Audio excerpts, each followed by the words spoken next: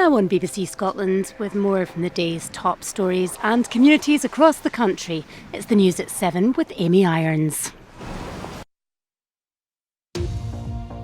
Hello and welcome to the news at 7. Thanks for being with us as we get to the heart of the day's stories and communities across Scotland. Tonight we're looking at the travel and school disruption that's hit parts of the country. I'll be live tonight here in snowy Aberdeenshire as at least 100 schools were shut today because of the wintry weather. After another cold blast sweeps across Scotland, I'm at Eskdalemuir Community Warm Hub to see how the people here pull together to get through the winter months. An energy expert will be here with us with tips on how to stay warm during the cold weather also tonight. We're at the Dundee Boxing Club, which has trained Commonwealth medal winners and is fighting for a brighter future. And a big night for Scottish actor and writer Richard Gadd as Baby Reindeer takes away 2 Golden Globes. We will have all the sport with Lewis. What have you got for us tonight? Well, Amy, at the halfway stage of the Premiership season, and now that the January transfer window's open, fans will be listening out for their club being linked with players. We'll have something to interest Celtic supporters. We are looking forward to that, and also looking forward to speaking to actors Greg Hemphill and Julie Wilson-Nimmo on renewing their wedding vows in between wild swimming. Hello, I'm Amy Irons and welcome to the news at 7.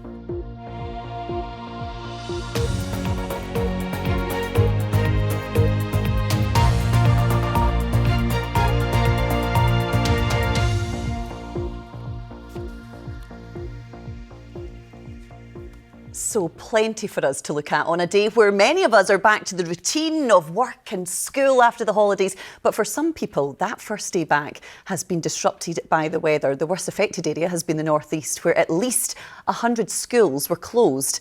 This is what some people had to say about today's conditions. We've been making a very big snowman, and I kind of made a bit big to head, so I can't really lift it. Sledding, playing with my dog and all that. And how does that make you feel? Fun and happy. We're going to be able to go skiing this weekend, so I'm really happy about that. Being the end of the festive period, it's good for the kids to get back to school, so it's about time for that. But it is good to have the snow for the Lochee and Lochee, the local ski centres, to get some business. Hopefully some skiing at the weekend. No, it's my day off, but it's brilliant because I get an extra day to play with the kids in the weather, so can't complain at all. Not a bad way to spend it. Well, Louise Hosey is live in Aberdeen for us tonight. Louise, I can see you're wrapped up there, but how bad have conditions been? Well, Amy, tonight it's still extremely cold here in Aberdeenshire, and during the day we've seen further snow and sleet showers. That's all been combined with ice, which has really led to some difficult driving conditions. Parts of the borders and the Highlands have also been affected, and at least 100 schools across Aberdeenshire and Moray were shut today. Children were due to return for the first time after the festive period, but some of them have now found themselves having an unexpected snow day. Now, last night was also the coldest night in the UK this winter. Temperatures falling to a bone-chilling minus 13.3 degrees at Loch Glascanach in the Highlands.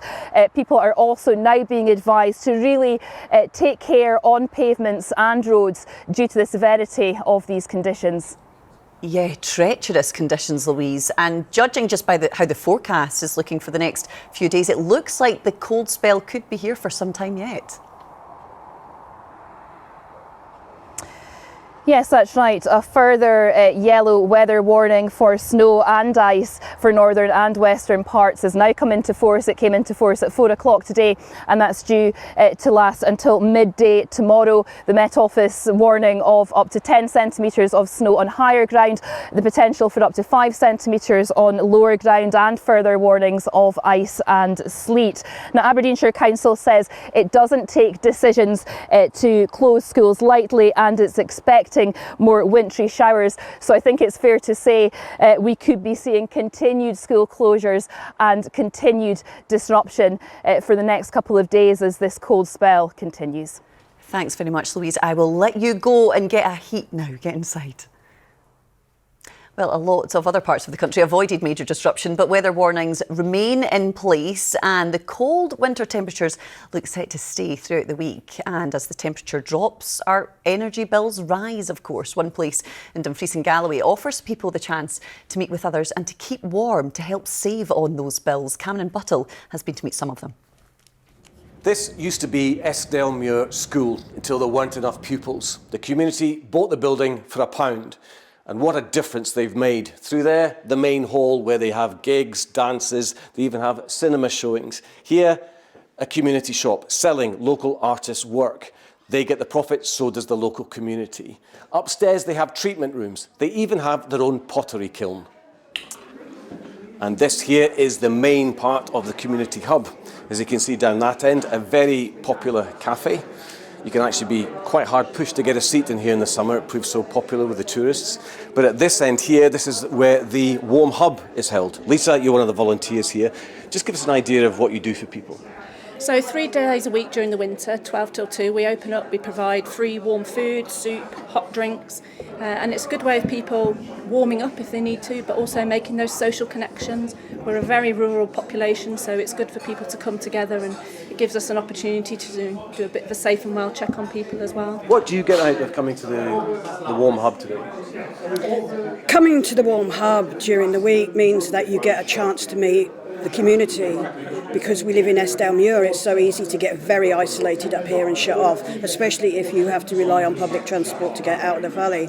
So coming here, you're always guaranteed a warm meal and a chance to meet with the people that you know. Eskdalemuir is one of the biggest, most geographically diverse, spread out parishes in Scotland, and there's a lot of people, but there's no one place for them to meet.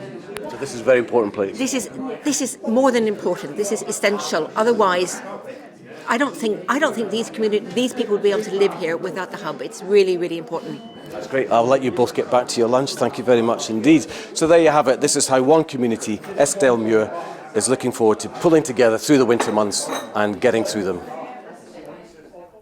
So if you are worried then about the lower temperatures and the cost of heating your home, one of the big questions, I suppose, what can you do? Well, Fraser Scott is from Energy Action Scotland and is with us now. Fraser, you are right at the forefront of this, campaigning to end fuel poverty in Scotland.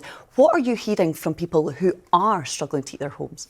Thanks, Amy. I mean, one of the things here is that we've just got to remember that energy prices are 50% higher than they were just a couple of years ago. People are really, really struggling. Over 800,000 households live in fuel poverty in Scotland. They simply can't afford to heat their homes to anything like the temperature that they should. So, desperate times, people do desperate things. People are not putting their heating on. We hear that constantly. People are at risk, their health is declining. They may already have an underlying health condition, which will be made worse by living in a cold, damp home. But beyond that, people are still doing dangerous things. Things like interfering with gas meters or electricity, which brings risks like carbon monoxide poisoning and of fire, not just for themselves, but for their family, their friends and neighbours. So you hear very, very desperate things because these are desperate times. Really serious situations that people find themselves in, as you say, Fraser.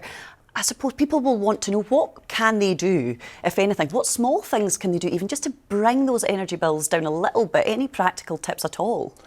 I mean, we really shouldn't have to do this now. 21st century Scotland, energy-rich country, we should be better than this. But nonetheless, because these are desperate times, people need to do the things that they can.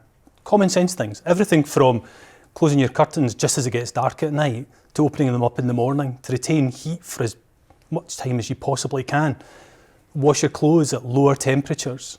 Do all of those things. Block out drafts. Yeah, you've got to do all of those things. And of course, I am going to say, you should wrap up warm. You should stay active if you can.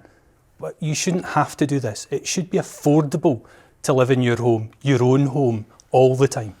We quite often hear that you can save money by switching energy providers, but I think people will perhaps wonder, how easy is that? How straightforward is it to switch? Well, it is relatively straightforward to switch. That's if you can get a good deal with another energy supplier. It can take up just 5 days to switch. That's the kind of guarantee that exists. And if it doesn't happen in 5 days, there's £30 compensation for that failure. Big issue here though is, if you are already in debt, you will not be able to leave your current energy supplier. But still, it is worth looking at a fixed deal with an energy supplier right now, perhaps for a year, because I think it's crystal ball gazing as to where energy prices are going to go, but they're certainly rising over the coming year. Well, thank you, Fraser, for being with us and giving us some really useful advice. And I know people can find that at Energy Action Scotland, so thank you for your time on the programme. I appreciate it. So are you worried about the winter months and what it will mean for your energy bills? What do you do to save money? Do you use things like warm banks to help with costs like we've seen in Dumfries? Do let us know. Our email address is news7@bbc.co.uk. You can see it on your screen there.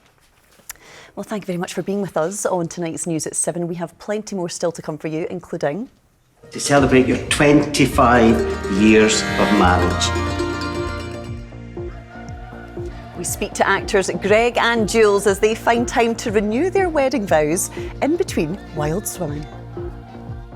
It was the coldest night of winter so far last night, down to -13. But how long will the cold weather last? I'll have a full extended outlook later in the programme.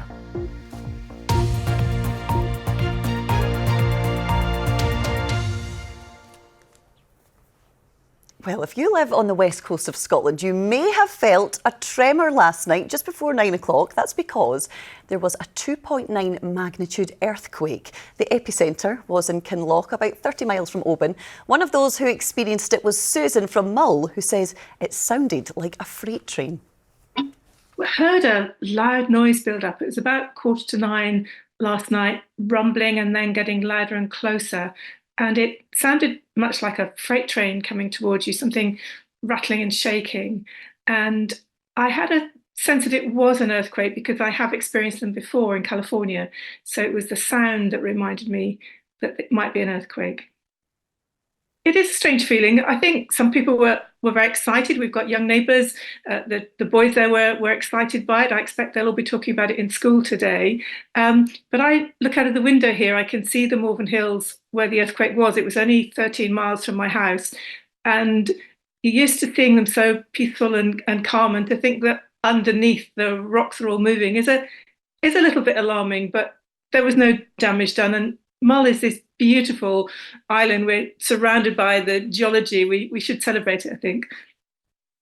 Yes, Mull, as beautiful as California. Thanks to Susan for telling us what happened. Let's get a roundup then of the stories making the BBC News app in Scotland. A man has been arrested in connection with an alleged hit and run that left a woman dead in Paisley on Hogmanay. 70-year-old Elizabeth Kennedy was pronounced dead at the scene. A 35-year-old woman and a 4-year-old boy have been injured during a dog attack in the Borders that happened on Saturday afternoon in Hawick. A Staffordshire Bull Terrier type dog was involved. A man has been charged after £200,000 worth of cannabis plants were seized in Aberdeenshire. Police say they received a report of suspicious activity last Friday. A charity which gives used bikes to refugees in Edinburgh and Glasgow is hoping for more donations in order to keep up with demand. Over 3,000 bikes have been given so far. And East Renfrewshire Council has failed to sell a rare number plate it owns. It had hoped the plate SH0 would maybe be bought by somebody like Harry Styles. For more information on all of these stories, you can scan that QR code right now and it will take you to the BBC Scotland News app, where there is more for you, including some lovely snow pictures from across the country today. Well, it is a boxing club which is a cornerstone of one of Dundee's most deprived communities. Lochee Boys and Girls Club has trained fledgling fighters for over 7 decades, including Commonwealth gold medalist Sam Hickey. Now it's facing up its biggest battle yet, with plans to expand to meet that growing demand. Louise Cowie has more for us. Everybody in Lochee knows who you are. You know, this club's not just a boxing club, it's more of a community centre for loads of different kids. Hard days at school and that, but when I come to the club, I just felt part of the family here. Definitely life-changing for me. Since 1946, Lochee Boys and Girls Club has been supporting budding boxers in Dundee. It's been my whole life. I've been in the club officially since I was 5-year-old, 70 years ago. There's thousands of boys and girls been through the club. A lot of our members are from disadvantaged backgrounds, but we encourage us. This is what we want. If they can't afford the fees, we'll pay them for them. People that could be trouble we prefer them to be here. Billy Ramsey joined when he was 12 years old, when drugs were ravaging his family. My older sister, she died when she was 17. I must have been 14 at that time. She died, and then my mum was in the jail just not long after that as well. So when I was coming to the club, it just blocked everything out for me. But the weekends, we'd be away to boxing shows on a Friday night, Saturday night, travelling all over Scotland with the club, and then all my friends were just out in the streets drinking and taking drugs and causing trouble. The club has gone from strength to strength. Commonwealth gold medalist Sam Hickey cut his teeth here, but the club has become a victim of its own success. There's simply not enough space for all those who want to attend. A documentary about its plight was recently released, and a fundraising campaign is now being launched to extend the premises. Success breeds success, and when we get this extension, hopefully, it just gives more kids a better opportunity. You can get more people in the gym. You're not needing to turn boys away or girls away, and then you can bring through the next set of champions. Like Jenna Daly, at 13 she's already represented Scotland. And how far do you want to go in boxing? I want to go to the Olympics and Commonwealth and all them things. If fundraising goes to plan, ambitions like Jenna's could be realised, and this club could remain at the heart of Lochee for decades to come. Louise Cowie, reporting Scotland, Dundee. Yes, I'm sure there'll be many more talented boxers to come from Lochee. OK, stick with us, because before 12:30 we will take a dip with Jules and Greg to find out what the weather is looking like as well. But first, before all of that, it is sport with Lewis. And Lewis, I think everybody wants to know, is Kieran Tierney coming back to Scotland? Well, to be honest, you tell me, Amy, this one could be the story of the transfer window. Yes, hello there. We're not getting much out of the Arsenal manager Mikel Arteta or Celtic boss Brendan Rodgers, both refusing to discuss a possible return to Parkhead for Kieran Tierney. The Premiership leaders have opened talks about re-signing the defender, whose contract at Arsenal expires at the end of the season. Arteta didn't say much at his press conference today, while Rodgers was furious at some fans who chanted Tierney's name during their 3-0 win against St Mirren, calling it disrespectful to current left-back Greg Taylor. Just a word on Kieran Tierney, potentially going back to Celtic. I just wondered if you could give us an update on that. There's absolutely no news. Kieran is our player. Kieran Tierney's obviously been heavily linked with the return. Is he one of the deals you want to do? Do you get any update for us there? No. Is he a guy you would be interested in? It's not often a player of his quality becomes available. Huge history at the club. Well, he's a national player, so clearly I won't speak about it. Tight-lipped indeed. Well, the reopening of the transfer window coincides with the halfway point of the campaign. So to take stock of things, following a packed day of action yesterday in the top flight, I caught up with BBC Sport pundit Michael Stewart, who also had his say on the potential return of Tierney to Glasgow. There's a lot of different dynamics to play with it, not just with regards to Tierney going back to Celtic, the finances that are involved. Also, there's clearly the aspect of the Greg Taylor contract and what's happening there, and it's obviously something that's on the mind of Brendan Rodgers as well. But in terms of on the pitch, things couldn't really be going much better for Celtic, could they? We're going to take a look at the league table, and obviously Celtic flying at the moment. There's teams like Aberdeen that have started so well and slipped away. We'll get to some of the other sides, but keeping on Celtic, your assessment of what has been near flawless so far from Brendan Rodgers' team? It's been a very, very impressive domestic campaign for Celtic so far, and I say domestically because you need to look at the European campaign almost in isolation, and certainly this season that's been hugely positive, and that is a lot of where the barometer of success for Celtic is now, and they're on the cusp of potentially being able to get out the league stage of the Champions League, which is a great achievement for them. So all in all, it's going along very nicely for Brendan Rodgers in his second season now that he's back at the club. I touched on Aberdeen. Their slump has been quite stark, hasn't it? Particularly when you look at the stats. The first 11 games couldn't have gone any better. The last 10 couldn't really gone any worse. It's quite a dramatic drop-off. I don't think anybody could have foreseen this happening for Jimmy Tillene and his Aberdeen side. And with that obviously comes a fair amount of scrutiny and pressure. There is no doubt in my mind that Aberdeen are still a very good team. I think the squad they've got is comfortably the third best in the league. But having said all that, it's all well and good, talking about it, looking at it on paper. They need to start putting it out on performances in the park. I can't have you here though, Michael, and not talk about the Edinburgh clubs. You've been used to doing that this season, particularly given how they started, but it's kind of a mirror image from what we're seeing at Aberdeen, isn't it? They're both probably turning a corner. How do you assess what you're seeing from both Hibs and Hearts at the moment? Well, I mean, first of all, from Hibs, they're the form side in the league, and as much as they're talking about having not foreseen the downturn in Aberdeen's fortunes, I've got to be honest, I didn't see the level of consistency over the last 6-7 games now for Hibs. I didn't think that they were going to be capable of doing that. So credit to David Gray and the players. I still think there's obviously a lot of work to be done with the squad, and I don't think they'll, the management will be looking at the situation and thinking everything's rosy in the garden. I think they realise there's obviously still a lot of work to be done. But credit to them for bouncing back. For Hearts, it's a bit more of things are in their infancy with regards to turning the corner. There's a lot of work that needs to be done at Hearts, and we'll need to just wait and see whether they're able to continue that good work. And if that chat with Michael has whetted your appetite for more from the Premiership, you can head to the BBC Sports Scotland website for highlights of all the weekend's matches and news of Jacob Fernley, who's got his first Davis Cup call-up.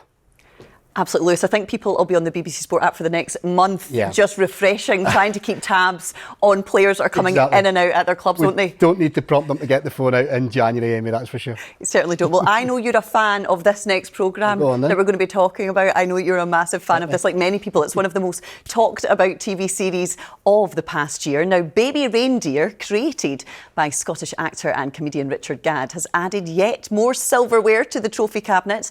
The show took home 2 Golden Globe Awards in Hollywood last night. It's inspired by Gadd's own experiences of dealing with a stalker, and the controversy it created isn't going away anytime soon, as Nicole Nicholson reports. And the Golden Globe goes to Baby Reindeer. From a solo performance on the Edinburgh stage to the heights of Hollywood, the journey of Fife-born Richard Gadd proves that dreaming big can pay off, and he wants more streaming services to take a chance on the little guys. Right now, when the world's in the state that it's in and people are really struggling, we need stories that speak to the complicated and difficult nature of our times. Got really manly hands, haven't you? The Golden Globes for Best Limited Series and Best Supporting Actress for Yorkshire-born Jessica Gunning follow similar success at last year's Emmy Awards. There's a video of me when I was little. I was about 8 years old, and my mum and dad got me a hamster for Christmas. I just kept saying, I can't believe this is happening to me. I can't believe this is happening to me. And I realised this morning that has been a kind of soundtrack for my life for this last year since Baby Reindeer came out. I cannot believe any of this is happening to me. But it's the pestering character that Gunning plays that could ensure the story of Baby Reindeer isn't over yet. A message at the start of the show claimed this is a true story, but after a spate of online sleuthing to determine the identity of Richard Gadd's real-life stalker, a Scottish woman called Fiona Harvey came forward to argue that while she was the inspiration, the story is far from the truth. She's suing Netflix, the network that aired the show, for $170 million. While more than 50 million worldwide viewers of Baby Reindeer await the result, Netflix and Richard Gadd will continue to bask in last night's Golden Glow. Nicole Nicholson, reporting Scotland. Yes, there could be more twists in that tale yet. Well, with the winter weather making us think twice about going out right now, one of the things probably the furthest from your mind is going to a loch or the coast for a swim. But wild swimming is attracting more people across the country. 2 of those who regularly take the plunge are actors Julie Wilson-Nimmo, who you'll know from Balamory and Scott Squad, and Still Games' Greg Hemphill. The 2 are back with a brand new series, and amongst the swimming, they also had time to renew their wedding vows. Jules, I renew my commitment to love you as my wife, for better, for worse, in sickness and in health, to love and to cherish throughout our life together. And to this end, I pledge my word to you. Greg, I renew my commitment to love you as my husband, for better, for worse, in sickness and in health, to love and to cherish throughout our life together. And to this end, I pledge my word to you. Well, Greg and Jules are here now, and I love that clip, taking the plunge in more ways than one this series. We see you renewing the wedding vows. What was it that made you decide to do this, Jules? Whose idea was it? Greg's giving me the vibe. I'm just going to clear this up right now on air. It was my idea. Yes. We weren't drunk, and we weren't drunk the first time we got married either.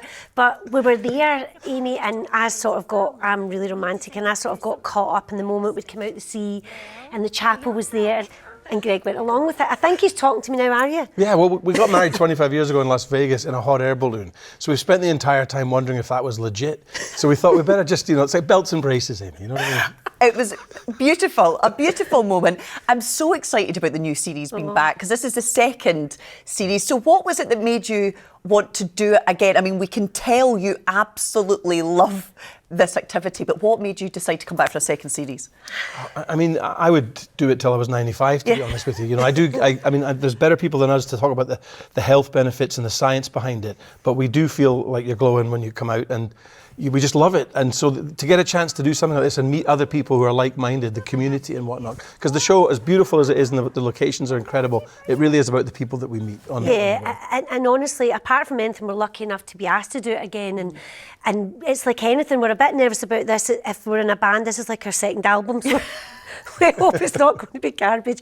But the work that's gone into it, but we really aren't the stars of the show at all. It's the people we swim with and the people we meet. I think there's a lovely feeling this year as well, that we make some pals in the water without ruining it, some seals, and just...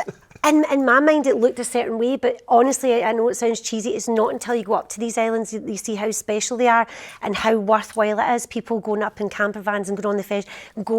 It's all waiting for you there. It's beautiful. And wrap up, it's wild. This one is definitely wilder. I think the first series we didn't realise how many warm swims we had. We did a really cold one in Loch Ness in series 1, but these swims this time round in Harris and Lewis and stuff, they really take our breaths away. Oh gosh, I can only imagine. It's so much part of our life now. It's weird, so if we go out walking with the dog and people are actually annoyed, they're like, are you no swimming today? And I think we're a couple of seals. Why are you in the water? I love that side of it. Crazy as it looks, it's easier than going to the gym, I guarantee you. Well, that's what I was going to say, Greg. How are you going to persuade someone? Because there might be people watching that think, I couldn't imagine anything worse. How cold it is in Scotland. Just the thought of it might put them off. So what would you say to try and actually persuade someone to go and do it for the first time? I would say there's no bad time, because if you start it now when it's particularly cold, then you can do it at any time the rest of the year, because it's going to be better than it is now. Yeah. Or if you wait till the summer, then you're starting at the nicest time of year, water temperature wise, and you can sort of gradually grow in strength and agility into the cold water. So there's no bad time, really. There's no bad time. It's been so lovely to see the two of you, and we cannot wait to see the new series on our screens tonight and on iPlayer, of course, as well. Thanks so much, Amy. Thanks a lot. And a reminder, you can watch the first episode tonight at 9 o'clock here on BBC Scotland. It is also available on the iPlayer. And with all the talk about how cold it is, Christopher's here to tell us if it's going to last. Christopher, I could not get over -13 in parts of the Highlands. I mean, beautiful, but freezing. I mean, it is winter, and we're in the freezer all week, I'm afraid. It is staying cold, but lots of Weather Watcher pictures from our Weather Watchers. Take a look at some of them that have been coming in today. Actually, for many, it was crisp winter sunshine. Great picture there from Ruby Tuesday in Troon. But frequent showers, certainly across northern parts of the country, and really quite dramatic snow showers in places too. Will it last? Let's take a look at the forecast in the coming days. Well, actually, yes, it will, I'm afraid. Certainly if you're not a fan of the cold, it is remaining cold. Low pressure situated towards the northeast, pulling away. High pressure moving in, just quietening things down, drying things up, but it does remain cold. And with that cold weather, winter hazards. So overnight tonight, a Met Office yellow warning for many northern and western parts of the country for the risk of snow and ice. That's with us right through until midday tomorrow. So first thing tomorrow morning, it is a cold start to the day. Temperatures here at 8 a.m, freezing. There will be a few showers towards parts of Kintyre, maybe in towards Ayrshire. Central and southern Scotland largely dry, but you can see this band of rain, sleet and snow stretching across parts of the north of the country. At elevation, higher road routes in particular, several centimetres of accumulating snow, and still very windy around the north coast as well. Through the morning, that band moves south, but by the time it reaches the central belt, mostly of cloud. And then that leaves us with an afternoon of frequent showers in the north, drier conditions further south. And then midweek onwards, Wednesday to Friday, there's that high pressure I mentioned moving in, just quietening things down. Drier, but still cold. Now, there will be a few showers across the north of the country on Wednesday. On the coast, like tomorrow, many of them rain or sleet, but inland, falling wintry. Further south, dry with some wintry sunshine, still cold. And there's Thursday, a slight change in wind direction, so the focus of the showers across the north and the northeast, drier in the west and southwest, still cold. Temperatures at best 1, 2, 3 degrees. If you're in the wind, what a wind chill there will be. And then beyond that, take a look at what happens on Friday on the extended outlook. This little feature moving in, meeting the cold air, that could bring a spell of snow. It is one to watch.